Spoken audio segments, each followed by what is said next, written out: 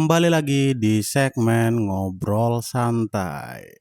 Jadi kali ini gue lagi pengen cerita apa yang gue targetin di tahun ini sih. Jujur aja di tahun baru kemarin 2026, gue belum ada kepikiran resolusi. Cuman gue nemu resolusi itu di awal bulan. Jadi di awal bulan Januari 2026 gue mikir, anjing, kayaknya gua harus buat channel gua sendiri deh. Apapun yang terjadi, gas aja dulu, coba aja dulu. Target akhir tahun 2026, gua nggak bicara soal views, berapa yang dapat itu nggak bisa gua kontrol, tapi yang bisa gua kontrol target gua minimal total video dan shorts yang gua upload di YouTube itu tembus 10.000. Itu target gua. Sangat-sangat gila targetnya. Karena gue percaya ya, masalah hasil itu sesuatu yang nggak bisa kontrol, kita cuma bisa usaha. Masalah meledak atau tidaknya, ya serahkan saja gitu. Penting kita usaha men, jangan mikirin hasil mulu. Banyak orang nggak mau mulai karena mikirin hasil mulu gitu loh. Bahkan dia belum mulai dia udah mikir, wah nanti capek, wah nanti kayaknya nggak bakal jadi deh, wah nanti nggak bakal ada yang denger deh. Gue udah sebulan lebih dan kayaknya yang denger baru dikit, cuman I don't give a fuck gitu. Tapi secara insight yang gue lihat di YouTube, di TikTok, di IG, untuk di YouTube udah tembus 22.000 views dalam sebulan, boleh lah untuk awalan itu udah awal yang baik. Kayak di IG juga tembus 20.000, di TikTok gue kurang tahu karena belum gue cek juga kalau totalnya berapa gitu kan. Menurut gue ini udah awal yang baik, gue udah berada di track yang benar.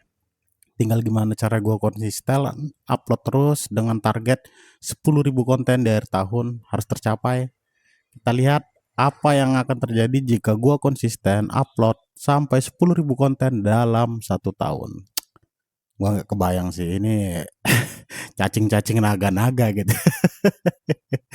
Karena meluangkan waktu untuk buat ini sebenarnya lumayan nguras waktu sih. Kalau dibilang gak effort lumayan juga sebenarnya menurut gue, karena motong-motong video gitu. Motong-motong video untuk short, video-video pendek gitu itu lumayan buang waktu loh gitu. Tapi nggak apa-apa, gue senang jalaninya. Gue nggak pernah sesenang ini ngelakuin sesuatu, karena sebelumnya gue setiap, ya, buat gue dulu pernah jadi penulis. Gue udah nerbitin 2 buku. Itu tekanannya beda sama waktu buat podcast, karena ketika nulis nulis buku itu kan butuh proses panjang ya, itu kayak maraton. Ya paling cepat gua dulu ya mungkin sekitar 3 bulan untuk nulis 1 buku, dan itu juga baru nulis doang, belum revisi, belum ngecek-ngecek yang lainnya. Jadi udah sejauh itu, hasilnya cuman satu buku, kayaknya kurang worth it gitu. Karena mau habiskan waktu berbulan-bulan untuk satu karya yang ya so-so gitu. Kayaknya kurang worth it. Jadi gue coba pindah haluan gitu. Kalau kata Radit kan basicnya dari pencerita ya. Dia juga kan gitu. Dia dari buku coba ke film pendek, film, podcast. Ya itu basicnya semua pencerita gitu loh. Jadi gue mencoba apa mungkin di panggung ini gue ada kesempatan gitu. Dan sejauh ini kayaknya gue udah upload total 300-an konten dalam waktu 1 bulan lebih. Ya akan gue tingkatin karena di 1 bulan awal gue terlalu mikir kayak yang penting kualitas kualitas kualitas, fuck. Itu yang gue maksud, keren di kepala sendiri. Kadang kita ngerasa keren, sebenarnya orang nganggapnya biasa aja gitu. Jadi kayak mengutamakan kualitas itu udah gak penting, kuantitas nomor satu. Karena gue percaya ya, kalau semakin sering kita melakukan sesuatu, maka kita kan semakin jago di hal tersebut gitu loh. Jadi kalau orang bilang perbandingan nih kuantitas versus kualitas, enggak, itu enggak perbandingan. Semakin, malah itu bersandingan bukan perbandingan menurut gua. Nggak ada yang namanya kalau kuantitas berarti nggak ada kualitas, kalau misalnya kualitas berarti nggak ada kuantitasnya. Dalam artian itu bisa sejalan kok, karena makin sering lu buat sesuatu akan semakin jago lu ntar ngerjainnya gitu loh. Jadi jangan dikotak-kotakin gitu men. Jadi kalau memang lu pengen banyakin kuantitas dulu, lagi nyoba nyari pasar kayak gua gitu ya, coba aja men, santai, kita nggak tahu selera orang gimana gitu loh. Karena ini anggap nih kita target market orang Indo gitu kan. Orang Indo tuh ada berapa ratus juta men, masa iya dari 200 juta orang nih misalnya nggak ada yang seleranya sama kayak lu, kan nggak mungkin. Ini hanya masalah jangkauan, bisa jadi jangkauan lu belum sampai ke orang-orang yang memang suka konten lu itu aja sih. Jadi jangan ngerasa, wah gua goblok, wah gua tolol, jangan. Lu karena belum nemu niche marketnya aja, sabar aja. Yang penting upload terus, karena sekali aja lu bolong, kadang gua mikir gini, anggap nih hari ini gua nggak ngonten, gua nggak ngupload konten apapun, gua bolong nih gitu kan. Bisa jadi, seandainya gua ngupload hari itu, orang-orang yang memang seleranya sama kayak gua nonton seharusnya, cuman gara-gara gua nggak upload, jadi gua kehilangan nih momentumnya nih. Jadi ya upload aja tiap hari, kita nggak tahu loh kapan rezeki itu datang, hoki itu datang. Tapi lu jangan ngarep hoki doang ya bangsat, ya tetap usaha dong. Itu maksud gue, jadi kayak upload tiap hari, banyakin kuantitasnya, karena kita nggak tahu men di hari apa kita akan ketemu dengan calon pendengar kita gitu loh. Jadi ya semangat terus, siapapun di luar sana yang lagi meniti karir, mau apapun itu, gue percaya selagi lu totalitas, selagi lu ngupgrade diri terus, lu bakal sampai kok, tenang aja. Kadang kita kan terlalu banyak overthinkingnya gitu loh. Kita takut gagal, kita takut di jalan yang salah gitu kan. Seandainya kita salah jalan juga ya nggak apa-apa, setidaknya kita udah nyoba gitu men. Emang ada jaminan siapapun orang di luar sana ketika dia memilih jalannya sendiri, apa emang ada jaminan dia udah di jalan yang benar? Nggak ada men. Kan pada akhirnya kita ini semua cuman memang lagi bingung aja nih. Ini gue kemana ya? Ini gue kemana ya? Anggap lagi di hutan nih gitu. Gue harus ke arah mana ya gitu kan. Orang kan anggap nih ada orang yang udah jago gitu kan, dia bisa ngasih nasihat, dia bisa buka kelas kan, karena memang dia udah jalani dulu, dia udah ngelewati nih hutan ini, dia udah ngelewati nih pasir-pasir, bingung ke arah mana ya, ke kiri atau ke kanan atau lurus aja, dia udah ngelewati pasir itu, makanya dia bisa ngasih petua, ngasih nasihat, ngasih bimbingan, karena dia udah ngelewati pasir itu. Jadi buat lu semua di luar sana yang ngerasa masih bingung, itu hal yang wajar men, itu hal yang wajar, jalanin aja. Anggap lu salah jalan, ya pindah haluan, salah jalan lagi pindah haluan, ya terus-terus gitu sampai akhirnya lu sampai ke tujuan, itu biasa kok. Jangan cuman karena lu takut jalan, lu jadi diem aja nih, anggap lu daki gunung lagi di pos 1, terus lu bingung nih jalan selanjutnya kemana ya. Daripada lu nyari jalan, lu lebih milih untuk duduk terus. Ya lu nggak bakal kemana-mana gitu, lu bakal tetap di pos 1 terus, gak bakal sampai ke puncak men. Nggak ada kewajiban supaya lu harus di jalan yang bener kok. Yang penting lu tidak melanggar apapun yang memang dilarang, itu aja sih. Kalau masalah jalan mah lu mau lewat kiri, kanan, depan, dari mana kayak terserah, yang penting lu nggak melanggar aturan. Lu nggak merugikan orang lain, itu udah cukup. Yang dua itu ya lu pegang udah cukup sih. Masalah hasil ya ntar lu bakal nemu kok men, asal lu konsisten gitu. Ya kalau lu baru mau mulai dari sekarang, ya ayo gas. Gue juga baru mulai kok, baru sebulan lebih kok, dari 5 Januari gue pertama kali upload. Berarti ini tanggal berapa ya? Ini tanggal 12. Berarti sebulan lebih, hampir sebulan setengah. Jadi kalau lu mau mulai, lu belum terlambat, kita bareng-bareng nih, kita buktiin nih apakah 2026 adalah rezeki kita gitu.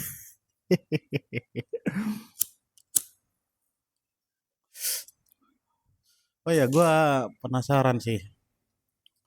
Eh kira-kira penonton gue umur berapa ya gitu, karena kadang gue lihat kan ada statistiknya tuh, penontonnya tuh kadang anjing, masa ya seumuran gue semua nih gitu. Soalnya penonton gue tuh rata-rata di 25 sampai 35. Kebetulan gua tahun ini 28. Jadi kalau market gua baru orang-orang yang seumuran gua, kayaknya gua belum bisa masuk ke market yang di bawah gua atau di atas gua deh gitu. Gue pengen ngelebarin market, men, gitu. Masa iya gue terjebak di seumuran gue doang? Nggak mau gue. Soalnya orang-orang yang mau bayar lebih biasanya orang-orang yang lebih tua dari gue gitu. Gue pengen tuh masuk ke market mereka aja gitu lah. Come on, men, kita realistis ya. Pada akhirnya kita ya money talks, man. Ya, siapa sih nggak pengen dibayar, men? Jadi gue nggak pengen terjebak di seumuran gue, karena gue yakin yang di seumuran gue juga masih banyak yang struggle gitu. Ya apa salahnya market di atas gue, mampirlah denger-denger, mana tahu lulu suka gitu.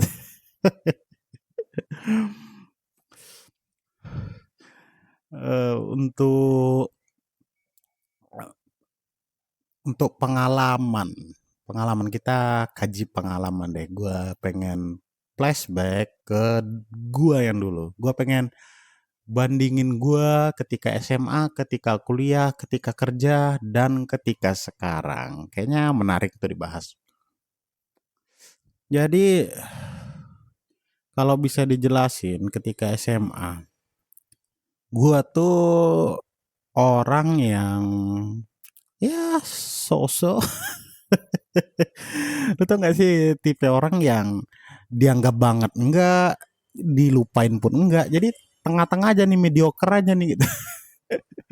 Ibaratkan tim IPL, gue papan tengah nih, papan bawah kagak, papan atas kagak. Jadi kayak pelengkap aja nih, pelengkap liga doang nih gitu. Dan entah kenapa gue dulu ngerasa kayak ini kayaknya posisi yang sangat menguntungkan. Kagak, bangsat, lu tolol banget dah gitu. Gue dulu senang di posisi itu, gue senang di posisi papan tengah, karena gue ngerasa gue nggak masuk ke golongan paling bawah, gue nggak perlu dapat spotlight di golongan paling atas. Jadi gue di posisi yang nggak dapat spotlight apa-apa nih. Jadi gue ngerasa aman pada masa itu, pada masa SMA. Dan ternyata itu adalah pilihan yang salah.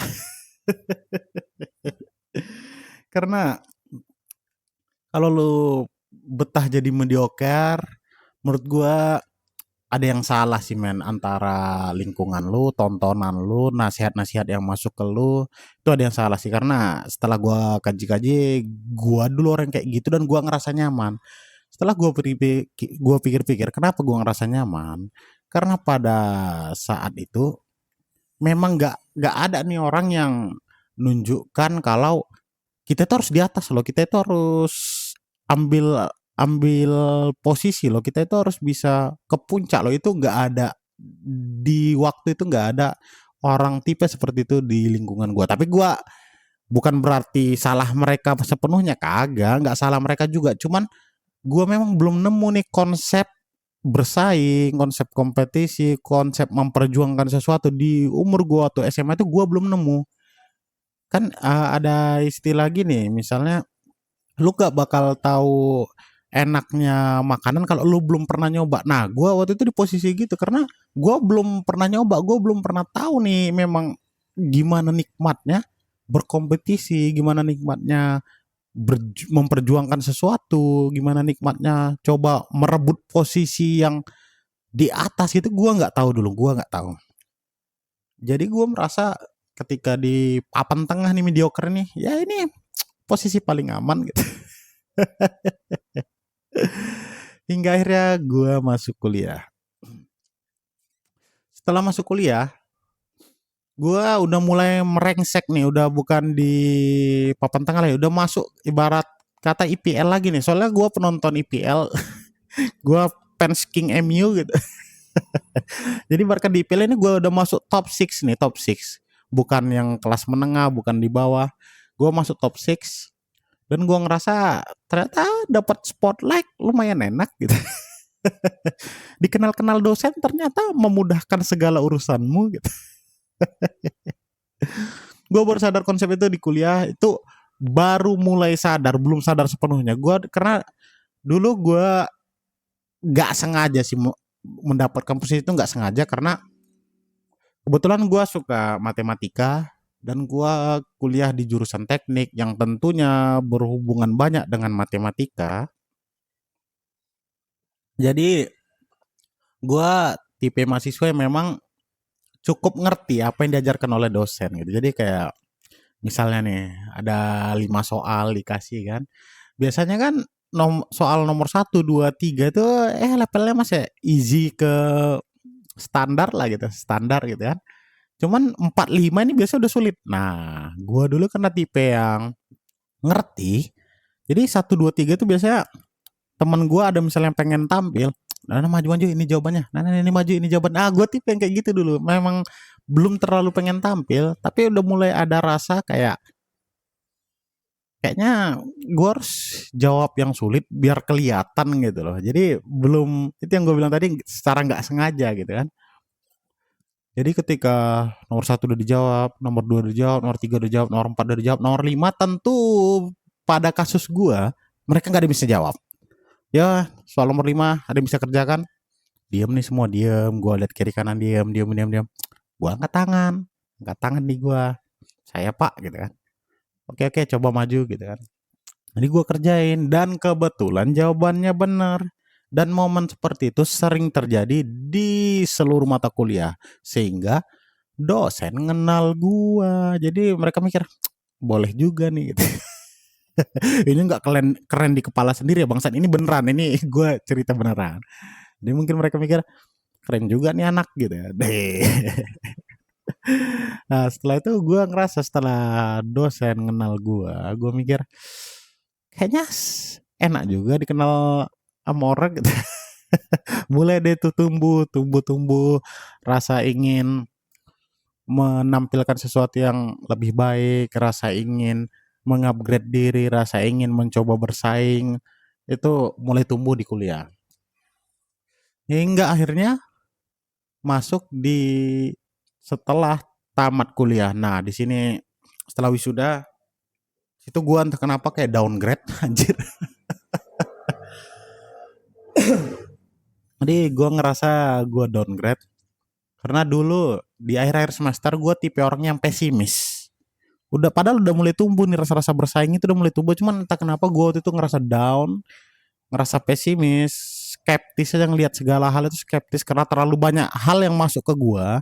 Dalam artian gue terlalu banyak mendapatkan informasi-informasi yang mengganggu keoptimisan gue. Lu tau gak sih yang kayak orang bilang, kalau kerja mah nggak ada orang dalam nggak bakal bisa masuk. Kalau kerja mah yang penting ada kenalan di dalam bla bla bla bla. Itu terlalu banyak masuk ke gue. Walaupun itu nggak 100% salah, walaupun itu memang benar ada praktik seperti itu, tapi kan bukan berarti gue harus ngalah sama keadaan seharusnya. Tapi waktu itu gue mikirnya gue harus ngalah sama keadaan karena ya udah ini gue udah masuk ke sistem yang salah. Gue nggak bisa apa-apa, gue nggak bisa ngerubah sistem, gue hanya bisa pasrah. Jadi gue ya lamar kerja, diterima syukur, nggak diterima nggak apa-apa ya, nating tulus saja asal lamar gitu kan. Ternyata gue saking downnya gue mikir apa memang nggak ada solusi lagi nih ya gitu loh. Hingga akhirnya gue sadar padahal kalau lu memang nggak bisa dapat panggung, lu bisa buat panggung sendiri loh. Dan kenapa lu nggak ngambil opsi itu? Nah itu yang gue baru sadar. Jadi selama 2 tahun setelah wisuda gue tuh lontak lantung tuh apa aja bisa dikerjain kerjain, nggak ada pendirian dah, pokoknya yang penting jadi duit gitu kan. Hingga akhirnya setelah gue coba banyak hal, gue ada kesempatan ya masuk di perusahaan yang gede, tapi gue hanya bertahan ya 1,5 tahun dan berakhir tahun kemarin. Di situ gue jadi sadar waktu gue masuk gitu kan, wah ternyata walaupun stigmanya banyak orang bilang harus ada orang dalam bla bla bla bla bla bla gitu kan, ternyata mereka yang di dalam itu memang ada skillnya kok, bukan modal orang dalam doang menurut gue gitu loh. Jadi ya jujur gue masuk waktu itu tanpa orang dalam bersih, memang kayaknya hoki aja nih. Kayak gue bahas tadi, ada hari di mana lu hoki dan lu sikat kesempatan di hari itu, jadi lu beruntung gitu loh. Nah jadi gue setelah di dalam gue mikir Ya, walaupun banyak yang bilang faktor orang dalam bla bla bla bla bla bla, tapi mereka memang beneran jago, mereka beneran jago karena ya namanya perusahaan cuy, walaupun lu ada orang dalam dan lu nggak ada skill ya lu bakal didepak juga kok kalau memang nggak ada skill gitu loh. Jadi ketika menurut gua mereka masuk pakai orang dalam itu cuman kayak ya manfaatkan relasi doang sih. Setelah masuk ke dalam mah yang diuji mah skill lu, bukan lagi orang dalam lu gitu loh. Ya lu harus upgrade, lu harus belajar, lu harus ngikutin perkembangan perusahaan. Pada akhirnya lu memang kerja dengan skill lu, bukan modal orang dalam lu yang gua lihat gitu kan. Di situ gua sadar, wah ternyata dulu gua terlalu skeptis doang nih. Mereka sebenarnya beneran jago kok, mereka beneran bisa kerja kok gitu loh. Jadi setelah gue cabut dari perusahaan terakhir gue kerja, gue nyoba usaha.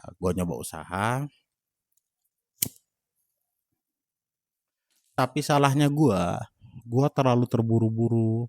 Modal gue kalau untuk usaha itu terbilang sangat minim. Jadi kayak bare minimumnya usaha, nah langsung gue gas tuh, gitu. Saking buru-burunya gitu lah. Ternyata terlalu buru-buru juga nggak baik gitu. Kalau menurut gue setelah gue coba dengan modal pas-pasan, ya banyak banyak memang orang yang berhasil di luar sana banyak, cuman menurut gue setelah gue hitung-hitung sebenarnya modal modal itu bukan hanya modal usaha menurut gue. Selain modal usaha lu juga harus punya modal, ya minimal lu bisa hidup dalam setahun tanpa harus ada penghasilan. Karena gini men, nggak semua usaha itu dalam 1 bulan 2 bulan 3 bulan pertama dia langsung dapat hasil. Kagak. Itu peluangnya ada, tapi itu nggak berlaku ke semua orang. Jadi lu harus tetap punya plan untuk hidup tanpa gaji, hidup tanpa penghasilan minimal setahun. Menurut gua lu harus ada cadangan modal untuk diri lu sendiri. Jadi lu harus bedain nih, lu harus bedain mana modal usaha, mana modal untuk kehidupan lu. Jangan dicampur aduk. Kalau dicampur aduk udah pasti kacau semua. Karena gua waktu itu kan karena modal gua dikit, gue campur aduk tuh. Di situ tuh uang makan, di situ uang usaha, ya terakhir kemakan semua kan gitu. Nah, setelah gue tahu hal itu dan modal semakin menipis, gue jadi sadar kayaknya gue terlalu dini. Gue harus mencoba sesuatu yang untuk modal bisa dikatakan nggak terlalu banyak. Ya contohnya simpelnya buat channel ini. Karena gue nggak terlalu banyak pengeluaran, gue bisa minimalisir modal yang gue keluarkan untuk usaha gue. Dan karena ini termasuk modalnya sangat sedikit, tentu gua harus ningkatin kualitas di kontennya. Jangan modal udah dikit, kontennya pun sekedar aja gitu ya. Jangan dong gitu loh. Itu yang gue bilang tadi, kuantitas. Banyakinnya kuantitas, ntar perlahan-lahan lu pasti nemu kok polanya. Kayaknya enaknya bahas ini, kayaknya cara ngomongnya bagusnya kayak gini, kayaknya orang sukanya yang kayak gini gitu loh. Lu bakal nemu sendiri kok menurut gua. Dan ini untuk gue udah ngupload 300-an video, gue udah mulai nemu nih topik-topik apa saja yang orang suka. Jadi gue lagi coba kembangin, gue lagi coba fokusin, dan semoga di akhir tahun target gue di 10.000 video. Sebenarnya kalau spesifiknya 10.800 video. Ada alasannya sebenarnya. Tapi nanti gue cerita kenapa 10.800. Jadi gue target di 10.800 video. Gimana pun caranya gue harus tebus itu, gue harus capai itu dengan resiko ya cacing-cacing naga-naga cuy. Bisa jadi 10.600 video itu cuma jadi sampah doang, tapi bisa jadi juga dari 10.800 video ada satu yang meledak dan satu akan mengangkat video-video yang lainnya. Gue yakin itu. Jadi momentum sampai sejauh ini gue belum nemu momentum yang gede. Momentum yang kecil-kecil udah coba, udah ketemu, tapi untuk momentum gede ya boom gitu belum. Ya kita lihat aja, masih banyak waktu. Kita akan maksimalin, kita jangan sampai kasih kendor. Ya semoga keberuntungan berpihak kepada yang mau mencoba.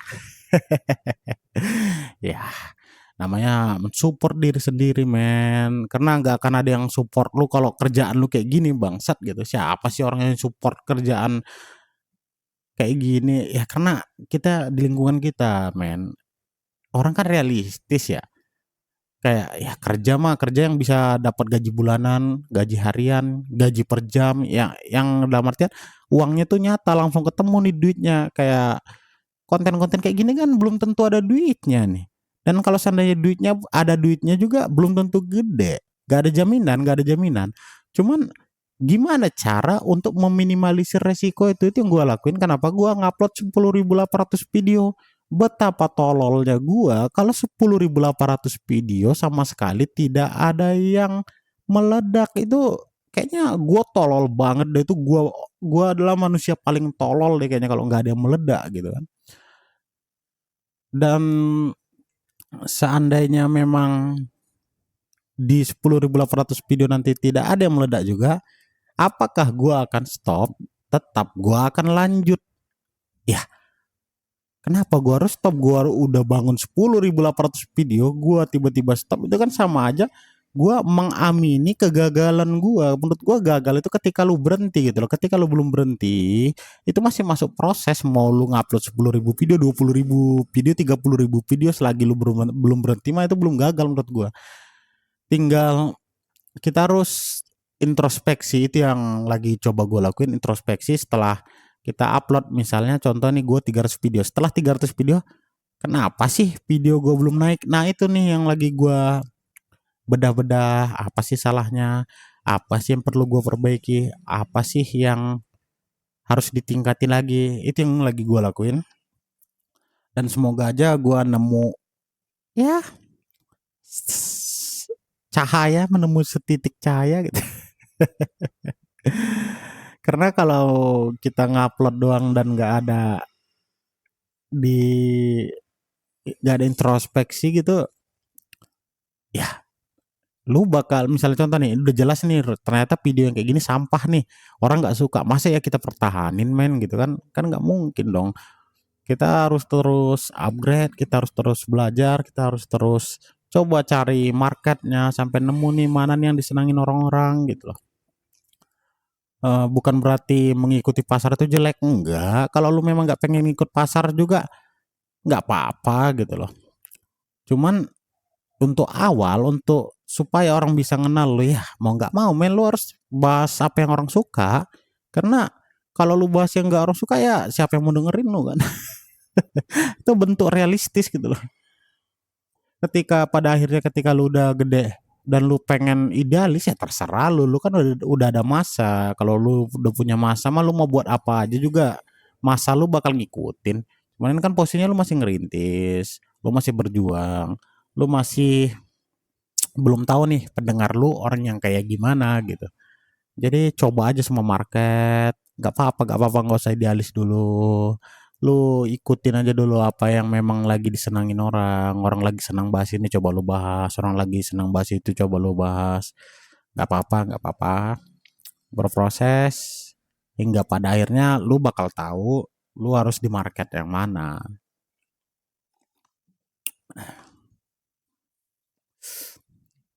10.800 video ini rencana gue kan akhir tahun tuh target. Cuman kalau bisa pengen gue percepat sih, karena anjing gue orangnya kalau udah pengen sesuatu gila men, gila banget. Dari dulu gue kalau udah pengen sesuatu itu gila banget, gimana pun caranya gue harus gas gitu.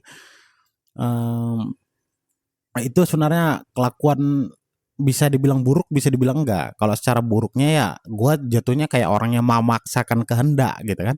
Cuman kalau positifnya berarti gue orang yang nggak gampang menyerah. Gue tuh harus ibarat pintu nih, pintu ini udah nggak bisa digedor, udah nggak bisa dijebol lagi, baru gue stop. Selagi masih ada harapan untuk jebol pintunya, mau gimana pun, mau gue bom kayak mau gue ancurin kayak penting jebol tuh pintu, gue bakal jebol. Gue tipe orang yang kayak gitu. Gue nggak bisa, gue sebelum pintu itu benar-benar nggak bisa dijebol, misalnya ibarat kata ini pintu ini udah baja tebel nih, udah nggak bisa nih, nggak ada lagi harapan untuk jebolnya, baru gue stop.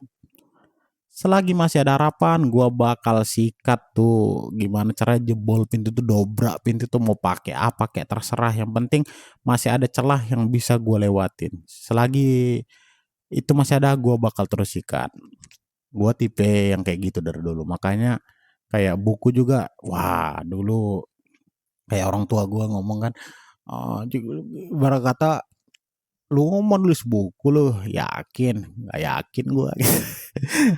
Orang tua gue kayak gak yakin gitu gue bisa nulis gitu kan. Ya terakhir terbit 2 buku gitu loh. Jadi gue memang tipe orang yang kalau dihujat pasti ada rasa kayak downnya, pasti ada. Cuman itu gue bakar tuh.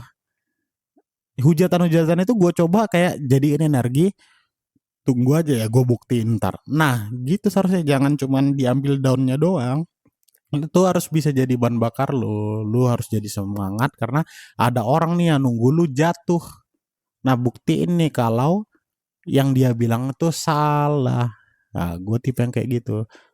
Walaupun kadang pada akhirnya ketika gue contoh gue dijudge nggak bisa nulis gitu kan, lu nggak bakal bisa nerbitin buku.